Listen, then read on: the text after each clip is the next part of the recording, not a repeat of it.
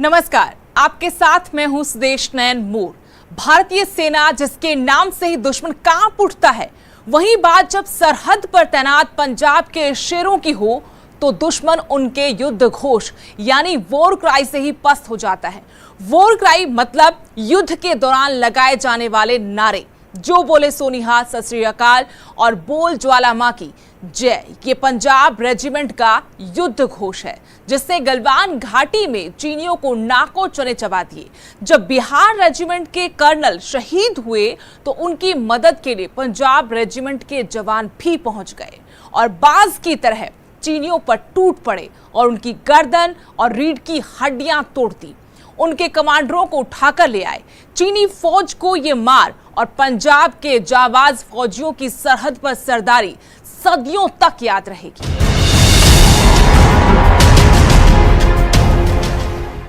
गलवान में भारतीय सैनिकों की वीरता को पूरा देश सलाम कर रहा है, जिन्होंने पूरी बहादुरी के साथ चीनियों की कायराना हरकत का जवाब दिया। वहीं पंजाब के शेर दुश्मन पर कहर बनकर टूटे, जिनकी मार चीनियों को सदियों तक नहीं भूलेगी। गलवान में भारतीय सैनिकों की बहादुरी के किस्से आपको जरूर जानने चाहिए, जहां बिहार रेजिमेंट ने चीनी सैनिकों को धूल चटा दी। लेकिन इस हमले का पता चलने पर सिख रेजिमेंट भी उनकी मदद के लिए मौके पर पहुंच गई और दुश्मन के घर में घुसकर उनसे बदला लिया। अपनी बहादुरी के लिए मशहूर सिख सैनिक चीनी कमांडर को उठा लाए और दुश्मन के चंगुल में फंसे अपने कई सैनिकों को छुड़ाया। तब जाकर चीनी कमांडर को रिहा किया। मारो!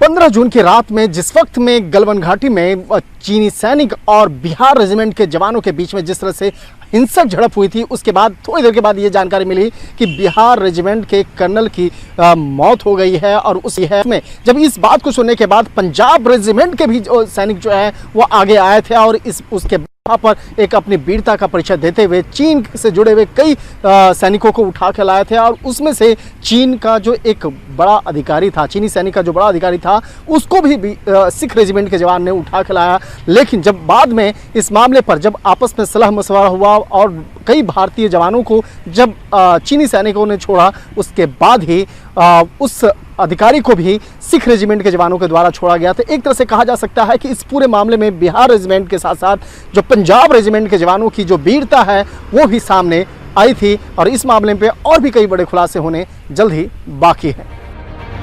अब आपको बताते हैं कि 15 जून की शाम को गलवान घाटी में हुआ क्या था। कर्नल संतोष बाबू 35 से 40 सैनिकों के साथ गलवान वैली में पेट्रोलिंग पॉइंट 14 पर पहुंचे तो देखा कि चीनी सैनिकों का एक टेंट वहां पर मौजूद था, जबकि बातचीत के हिसाब से उसे वहां से हटाना चाहिए था। जब टेंट हटाने को कहा तो चीनी सैनिकों ने हमला कर दिया। ये झड़प 6-7 घंटे हुई, लेकिन 6-7 घंटे में भी ये झड़प 3 बार हुई। पहली झड़प में ज्यादातर हाथापाई हुई। दूसरी झड़प में चीनी सैनिकों ने कंटीली रॉड से भारतीय सैनिकों पर हमला कर दिया और तीसरी झड़प में भारतीय सेना ने नियंत्रण रेखा से पार जाकर अपनी शहीद सीओ और जवानों की मौत का बदला लिया।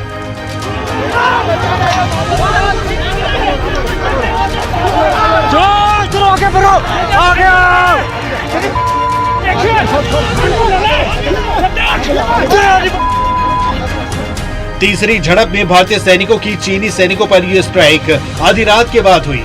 मीडिया रिपोर्ट्स के मुताबिक बिहार रेजिमेंट के कर्नल संतोष बाबू की शहादत से गुस्साए बिहार रेजिमेंट और पंजाब रेजिमेंट के सिपाहियों ने चीनियों को उनकी ही जमीन पर धूल चटा दी।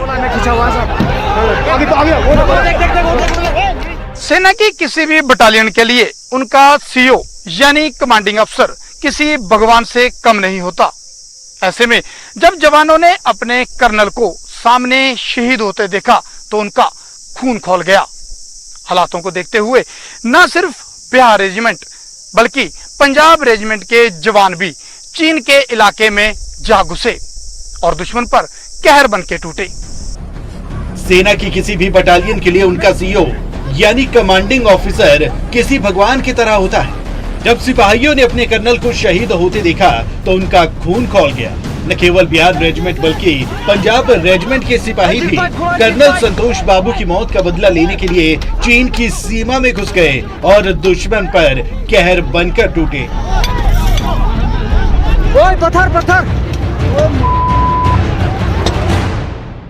इस भीषण लड़ाई में बहादुर सिख सैनिक एक चीनी कमांडर को अपने साथ उठा लाए थे और उसकी गर्दन मरोड़कर कर्नल संतोष बाबू की मौत का बदला लिया गया।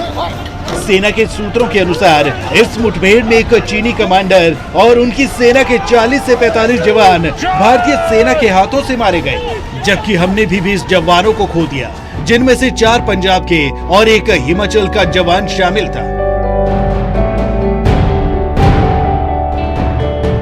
इनमें सबसे ज्यादा 13 शहीद बिहार की 2 अलग अलग रेजिमेंट के, 12 शहीद 16 बिहार रेजिमेंट के, जबकि एक शहीद 12 बिहार रेजिमेंट का है। शहीद कमांडिंग ऑफिसर कर्नल संतोष बाबू भी 16 बिहार रेजिमेंट से थे। वहीं पंजाब रेजिमेंट के 3 जवान शहीद हो गए। 3 मीडियम रेजिमेंट के 2 जवान, 81 माउंट ब्रिगेड सिग्नल कंपनी का 1 जवान, 81 फील्ड रेजिमेंट का 1 जवान शहीद हो गया। पंजाब रेजिमेंट के 3 शहीद जवानों में पंजाब के मानसा से सिपाही गुरतेज सिंह, पंजाब के संगरूर से सिपाही गुरविंदर सिंह, जबकि हिमाचल प्रदेश के हमीरपुर से सिपाही अंकुश सिंह का नाम शामिल है। बच्चा बहुत अच्छा सी, देश वास्ते गया सी। मेरा बच्चा आज जंग जीत के करे आया है। मेरा बच्चा आज जंग जीत के जी करे आया है। करे आया मेरा बच्चा आज जंग जीत के आया। शहीदों के परिवार भले ही अपने लाडलों को खो चुके हैं, लेकिन उन्हें गर्व है कि इनके लाडलों ने सरहद पर देश की रक्षा के लिए अपनी जान दी है।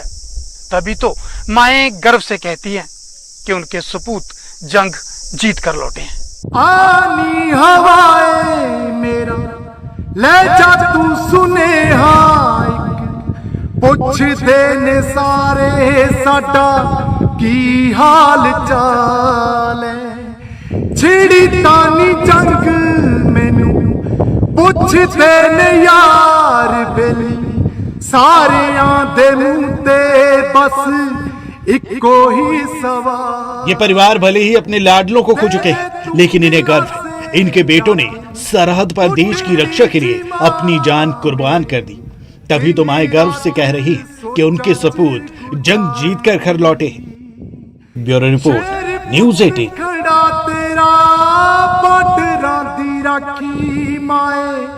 चढ़ती कलाए सरदार दी। इस हमले में आर्टिलरी 3 मीडियम में तैनात सुरेंद्र सिंह घायल हो गए थे। हिंसक झड़प में घायल इस शेर को 15 घंटे बाद होश आया। सुरेंद्र सिंह ने घर वालों को बताया कि जब अचानक हमला हुआ तो उन्होंने चीनी सैनिकों का कृपाण से मुकाबला किया और अपने साथ कई दूसरे भारतीय सैनिकों को भी बचाया। सरहद पर सरदारी, कायरता पर वीरता पड़ी भारी, कृपाण से किया दुश्मन का काम तमाम। सुरेंद्र की बहादुरी को देश का सलाम। भारत चीन बॉर्डर पर जब चीन कायरता भरी हरकतों से अपना मुंह काला कर रहा था, तब भारतीय फौज उसे बहादुरी के सबक सिखा रही थी। गलवान घाटी में हुई इस झड़प में राजस्थान के जांबाज और भारतीय सेना के सिख सैनिक सुरेंद्र सिंह ने अपने पास रखी कृपाण से चीनी सैनिकों का मुकाबला किया। जब सुरेंद्र सिंह को चीनियों की चाल का पता चला तो उन्होंने अपनी कृपाण निकाल ली और दुश्मन पर टूट पड़े। कृपाण से न केवल उन्होंने अपनी जान बचाई बल्कि 3-4 चीनी सैनिकों को घायल कर दिया था और उनके पास मौजूद हथियार छीनकर भारतीय सैनिकों को दे दिया। इस झड़प में सुरेंद्र सिंह गंभीर रूप से घायल हो गए और उन्हें 15 घंटे बाद होश आया, जिसके बाद उन्होंने ये सारी बातें अपनी पत्नी को बताई। अगर कृपाण नहीं होती तो शायद उनका बचना मुश्किल था। बात हुई भाई, जैसे 2-3 जने इकट्ठे झपट पड़े तो 2 जने को तो मतलब ये बोल रहे हैं भी मैंने भाई जैसे घायल किया, मारा, जैसे भी हुआ वहाँ का माहौल था। बाकी अगर उनके पास ये हमारे गुरु की जो होती है दाद दी हुई हमको, श्री साहब अगर नहीं होता तो यही बोल रहे थे भी हाल फिलहाल वो भाई मेरे को मार ही देते। हाँ जी। कितने लोगों पर उन्होंने काबू पाया उस समय? 3-4 लोग बता रहे हैं भैया। हाँ जी। इन लोगों के पास कोई हथियार नहीं था उस नहीं समय? थे, ये नेते थे जमाए, मतलब उनके पास कुछ नहीं था। ये तो ये मतलब था भी बातचीत का माहौल था, भी बातचीत से भी मसला कम मतलब कर देंगे, पर वो हथियार के साथ आए थे जो चीन वाले थे। किस तरह का हथियार था वो कुछ बताया? ऐसे रॉड बता रहे हैं, कुछ रॉड पे जैसे तार वगैरह या हॉकी वगैरह पे जैसे तार कील वगैरह ऐसे लगाए हुए। कल 11-12 बजे की बात है, फ़ोन आया मेरे पास अचानक ही। मुझे तक फ़ोन आया, बेटा कैसे है? जब ठीक हो। मैं कहाँ है? तो मैं तो वहाँ हूँ, हॉस्पिटल में दाखिल हूँ। मैं कहाँ ले के आसपास हूँ कहीं दाखिल। फिर ठीक है, मैं ठीक ठाक हूँ, चोट आई घनी, बस ठीक हो, तो इलाज चल रहा है। मैं क्या घड़ा ही हुआ, तो हम 300-400 आदमी थे, वो 2000-2500 था, बहुत ज़्यादा घेरा में आ गया। हम अचानक आया, पता नहीं था। उनके पास तो रॉड थी, डंडे, पत्थर चलाया उनने, और हमारे पास कुछ था, खाली थे। जब भी खूब इन्हें हाथापाई करी, झगड़ा हुआ, फिर बच के आया, कैसे भगवान ने बचा लिया। सिर पे टाका आया, 10-12 टाका सिर पे आया, हाथ पाँव में लगी जगह जगह। और माला को पता, तो हम तो यहाँ बैठे हैं, वो फोन पूरी बार बताता नहीं, फोन पे। चीनी सेना ने कांटे लगे डंडों से हमला किया था। सिर में चोट के कारण लहूलुहान हुए सुरेंद्र सिंह को चीनी सैनिक वहीं छोड़कर चले गए। उसके बाद भारतीय सेना के जवान उन्हें अस्पताल लेकर गए। चीनी सैनिकों ने धोखे से हमला किया था। जिस वक्त ये हमला किया उस वक्त भारत के सैनिक कम थे, लेकिन उनमें मौजूद देशभक्ति के जज्बे ने चीनियों के सारे मंसूबों पर पानी फेर दिया और उन्हें धूल चटा दी। मोदी थोड़ी खैर कहंदा ए, गिल्लां वाली वाला सच्ची सच कहंदा ए, ओ भी ठोकणे ने जेड़े साडे देश दे गद्दार। राजेंद्र प्रसाद शर्मा, न्यूज़ 18 अलवर।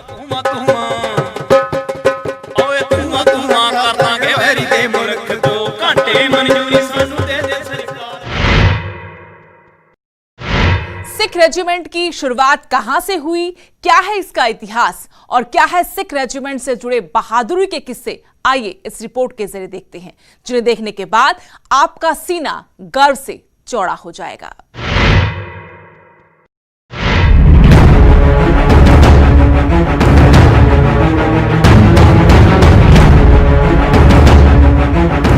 सिख रेजिमेंट की शुरुआत ऐतिहासिक है। इतिहास में सिखों और उनकी बहादुरी को न सिर्फ हिंदुस्तान बल्कि पूरा जहान सलाम करता है। सिख रेजिमेंट की सारागढ़ी की लड़ाई यूनेस्को द्वारा बताई विश्व की सबसे कठिन लड़ाइयों की फहरिस्त में शामिल है। साथ ही ये जानी जाती है एकजुटता की मिसाल के तौर पर।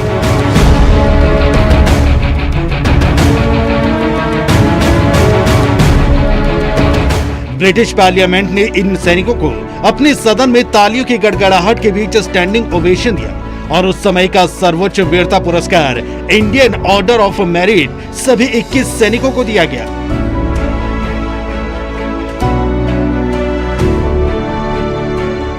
अठारहवीं सदी में अफगानिस्तान के खिलाफ खालसा पंथ या कहीं खालसा आर्मी शेरे पंजाब कहलाने वाला महाराजा रंजीत सिंह ने खड़ी की। अपने वर्चस्व को बचाने के लिए इस दौरान सिखों ने तलवार उठाई और इस तरह 1 अगस्त 1846 को सिख रेजिमेंट का गठन हुआ, जो ईस्ट इंडिया कंपनी की सबसे काबिल लोकल रेजिमेंट बनी। सबसे पहले 2 यूनिट खड़ी की गई, फिरोजपुर से 14 फिरोजपुर सिख, जो आगे चलकर कहलाई 1 सिख, और लुधियाना में दूसरी सिख यूनिट, जो आगे जाकर कहलाई दूसरी सिख आर्मी।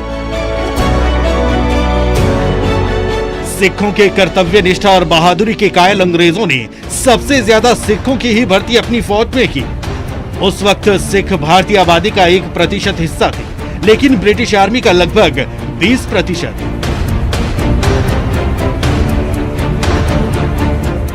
सिखों की रेजिमेंट ने अपनी सरहदों को पार कर गैर मुल्कों की सरहदों को भी महफूज रखा। पहले विश्व युद्ध में इन सिखों का नाम पड़ा ब्लैक लाइन।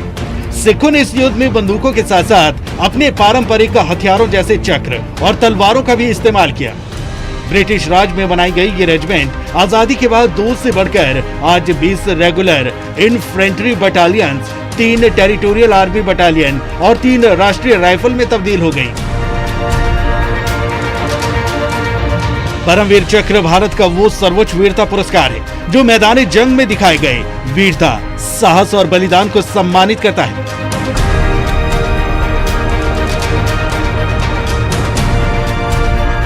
सिख रेजिमेंट के पास 2 परमवीर चक्र हैं। कैप्टन करम सिंह और सूबेदार जोगिंदर सिंह की कहानियों से आज भी सैनिकों ही नहीं बल्कि पूरे हिंदुस्तान का सीना गर्व से चौड़ा हो जाता है। Bureau report, news 18।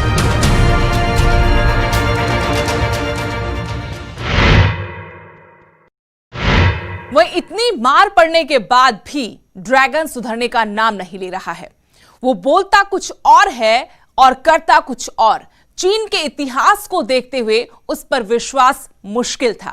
ताजा मिल रही सैटेलाइट तस्वीरें ड्रैगन के धोखे। सूत्रों के मुताबिक फिंगर एरिया में चीन आक्रामक रूप से कई नए इलाकों को अपने नियंत्रण में ले रहा है। भारतीय सेना ने 15-16 जून को पेट्रोलिंग पॉइंट 14 के पास जिन स्ट्रक्चर्स को उखाड़ फेंका था, चीन ने उन्हें फिर से बना लिया है। इसके साथ ही दौलत बेग और ओल्डी सेक्टर के ठीक सामने वाले इलाके में चीनी सेना भारत के पेट्रोलिंग पॉइंट 10 से 13 के बीच तमाम मुश्किलें खड़ी कर रही है। हालांकि भारत भी लद्दाख में अपनी सैन्य ताकत लगातार बढ़ा रहा है। आर्मी चीफ MM नरवणे ने बुधवार को लद्दाख के आसमान में भारतीय वायुसेना के फाइटर जेट में उड़ान भरी। वहीं मिलिट्री बेस से भी कई भारतीय जेट ने उड़ान भरी और 240 किलोमीटर दूर सीमा रेखा तक दौरा किया। चीन 1999 में भी ऐसी हरकत कर चुका है।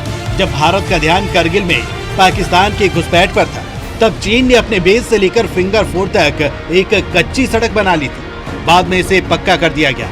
अब उन्होंने फिंगर 4 से 8 के बीच डिफेंस स्ट्रक्चर तैयार कर लिए हैं और वे ऊंचाई पर मौजूद है। इससे लगता है कि ड्रैगन मार खाकर भी सुधर नहीं रहा।